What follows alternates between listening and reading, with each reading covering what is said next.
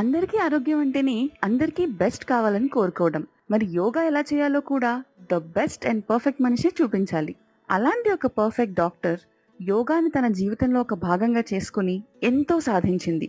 Bharatanatyam artist, NCC cadet, yoga practitioner, miss earth India 2019 doctor Tejaswini మనోజ్ఞ.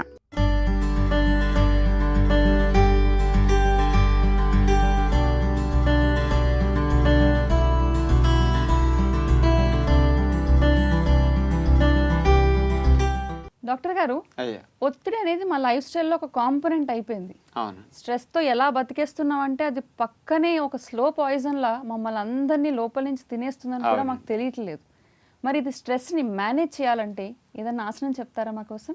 ఆసనాల కంటే ప్రాణాయామం, ముఖ్యంగా సుఖ ప్రాణాయామం స్ట్రెస్ని తగ్గించడానికి, కాస్త మనసుని ఒత్తిడి నుంచి కూల్గా కాముగా చేయడానికి బాగా ఉపయోగపడుతుంది. శ్వాసను నియంత్రిస్తే మనసును నియంత్రించవచ్చు.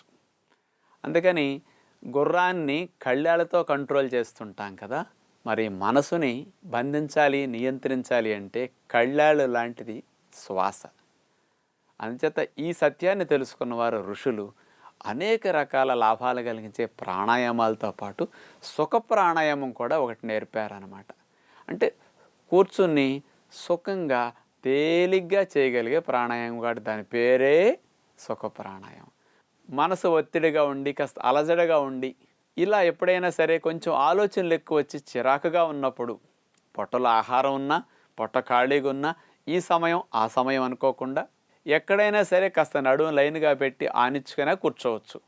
అలా పెట్టి కళ్ళు మూసుకుని ఈ 2 ముక్కు రంధ్రాల ద్వారా గాలిని దీర్ఘంగా తీసుకుంటూ అట్లా ఎంతవరకు తీసుకోగలిగితే అంతవరకు, మళ్ళీ వదిలేటప్పుడు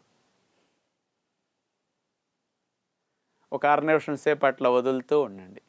మళ్ళీ దీర్ఘంగా శ్వాసని ఒక 6 నిమిషం సేపు సాగదీస్తూ తీసుకోండి. ఇలా నిదానంగా తీసుకోవటం వల్ల మనసు ఇక్కడ ఏకాగ్రం అవుతుంది. ఎక్కువ ప్రాణవాయు సంచారం ఎప్పుడైతే జరుగుతుందో అలజడి నుంచి 1 మినిట్ 2 మినిట్స్లోనే మీకు బీపీ చెక్ చేస్తే భలే తగ్గిపోతుంది. ఇంకొక 5 నిమిషాల దాకా చూస్తే మీ పల్స్ రేట్ నార్మల్కి వచ్చేస్తుంది. మీ గుండె కొట్టుకోవడం అన్నిట్లో మార్పులు వస్తాయి.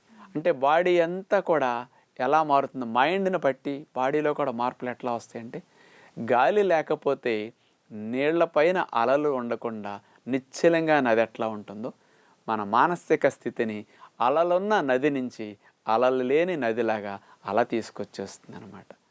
ఖాళీగా ఉన్నప్పుడు ఒక 10 నిమిషాలు, పావుగంట, ఎప్పుడు మనసు బాగకుండా చిరాగ్గా ఉన్నా కళ్ళు మూసుకుని ఇలా దీర్ఘ శ్వాస స్లోగా తీసుకోండి, నిదానంగా వదులుతుంది. మీరు ఏదన్నా మెడిటేషన్ కనుక కొద్దిగా అలవాటు ఉంటే అప్పుడు మనసు మెడిటేషన్లో కూడా బాగా నిలుస్తుందన్నమాట. అందుకనే ఋషులు వాళ్ళ మనసుని ఇంద్రియాలు నిగ్రహించడం కోసం శ్వాసను నియంత్రించే టెక్నిక్స్ అన్నీ తెలుసుకున్నారు. అందుకని అలాంటి ఋషులు ఇచ్చిన విద్య మనం దూరం చేసుకున్నాం. అంచేత 10 నిమిషాలు, పావుగంట కాస్త ఇట్టాడు దాని మీద మీరు కూర్చుంటే